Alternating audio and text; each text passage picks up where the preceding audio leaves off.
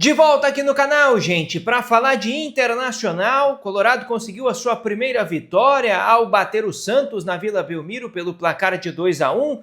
A gente vai falar sobre motivos, que levaram o técnico Paulo Pesolano a mudar a escalação. E a gente vai falar nesse conteúdo aqui também sobre uma nova dor de cabeça para o treinador, para o jogo já de domingo contra a Chapecoense. E o Transfer Ban do Internacional tem uma atualização importante. Se inscreve aqui no canal, ativa o sininho com as notificações, deixa o teu like nesse vídeo, tudo isso é muito importante para fazer o YouTube, para fazer a plataforma ter noção, ter entendimento de que o conteúdo vale a pena, de que ele é relevante, de que então o YouTube pode entregar para mais gente a partir da sua interação. Se você tiver inscrito e com o sininho ativado, vai receber aviso aí sempre que tiver vídeo novo no canal e tem vídeo sempre por aqui. Se fizer sentido para você, o valor é bem pequenininho, pode se tornar membro aqui do canal Repórter Bruno Flores.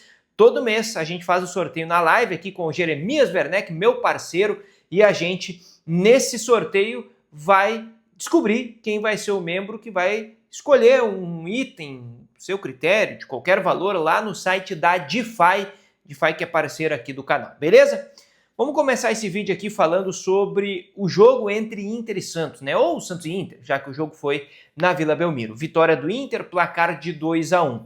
E o técnico Paulo Pesolano, ele, na sua entrevista coletiva, inicialmente, ele não deu muitas pistas assim mais claras, sobre o que ele estava fazendo, o que ele pensava ao tirar jogadores que para muitos eram titulares, se não incontestáveis, mas porque não tinha outra opção para colocar no lugar, Por exemplo, o Bernabé, sei que é um jogador muito criticado, mas é um jogador que para muitos o Inter não podia abrir mão do ímpeto ofensivo, Tinha que dar um jeito de equilibrar defensivamente a equipe a partir desse jogador. A formação titular na Vila não ter Gabriel Mercado, não ter Carboneiro, não ter Alan Patrick surpreendeu muita gente, A entrada do Vijagra, ela se deu por uma questão física, O jogador recuperou condicionamento suficiente para conseguir começar um jogo, Porque o Vijagra ele vem enfrentando dificuldades físicas desde que chegou a Porto Alegre para conseguir, primeiro, fazer um jogo de mais intensidade, E segundo, conseguir ter sequência, porque mesmo quando ganhou oportunidades lá no Campeonato Gaúcho, também acabou penando ali para conseguir engrenar, E agora o Inter espera que isso possa ser uma realidade. Mas especificamente sobre o jogo, sobre a formação do time, o Pesolano falou, olha, pois é, teve uma questão física, do último jogo, pensando no desgaste, pensando na sequência do calendário, mas aí no meio da resposta ele diz, a gente precisava de um time mais humilde, de um time para correr.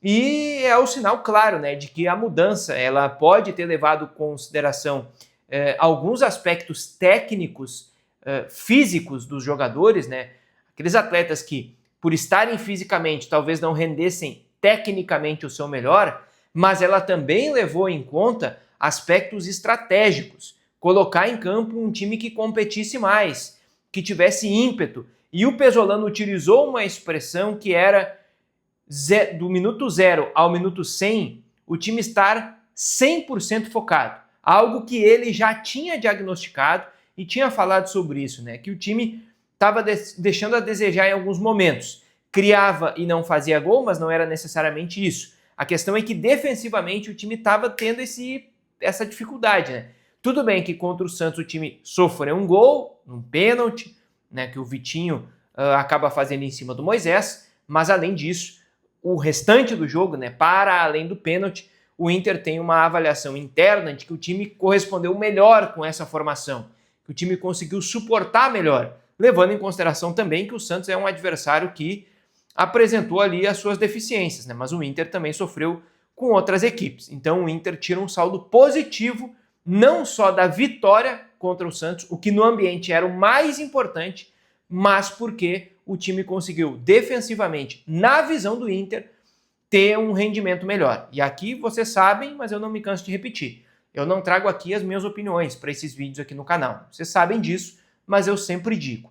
Isso é o que as pessoas do Inter pensam, ou o que as pessoas do Grêmio pensam quando o conteúdo é de Grêmio. Eu não trago as minhas opiniões para cá. Eu procuro conversar com quem está no dia a dia, com quem está dentro do vestiário, para saber o que essas pessoas acham, para informar para vocês aqui.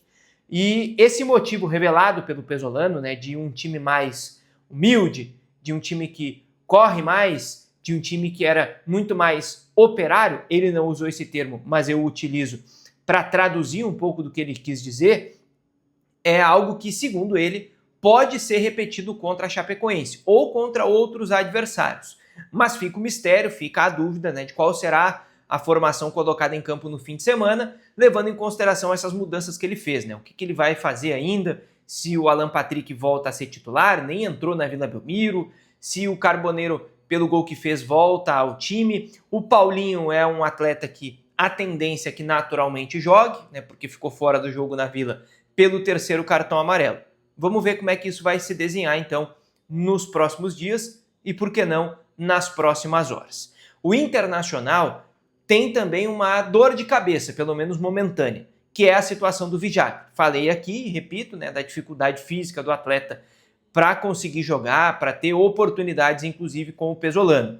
A questão é que ele saiu da Vila Belmiro com dores musculares, fez gelo e ainda vai ser reavaliado para o Inter entender se ele tem algum problema maior ou se ele pode ter condições, se ele não tiver uma lesão, de jogar contra a Chapecoense. Foi um jogador bastante elogiado também nos bastidores pelo jogo que fez com a equipe do Inter. Para a gente fechar esse vídeo, eu quero falar de Transferban, porque o meu parceiro, meu amigo Jeremias Werneck, trouxe a informação lá nos Setoristas, na edição de ontem, de que o Internacional ele dá um prazo até sexta-feira para resolver isso.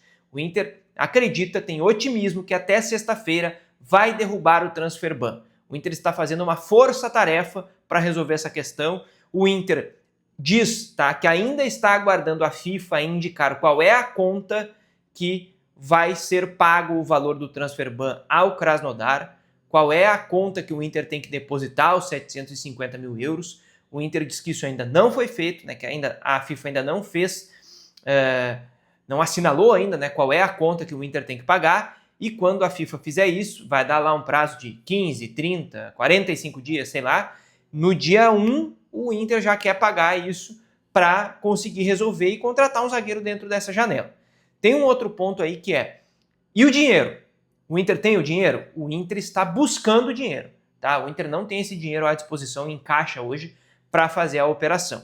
Mas o Inter está buscando, está tentando aí as suas maneiras. O Inter teve, antes da ida da delegação a São Paulo, o presidente Alessandro Barcelos indo a São Paulo na segunda-feira.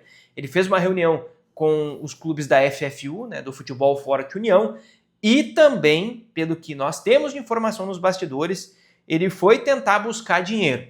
Eu não sei se com uma pessoa, com um investidor, ou se através de um empréstimo, de uma linha de crédito, não sei exatamente, tá? Mas que ele foi a São Paulo para tentar buscar recurso, buscar dinheiro para pagar o Transferban do Internacional, para o Inter poder contratar um zagueiro até dia 27, o que é o plano do Colorado. Chegou até aqui? Se inscreve, ativa o sininho, deixa o like, fica ligado, porque a qualquer momento a gente está de volta. Valeu!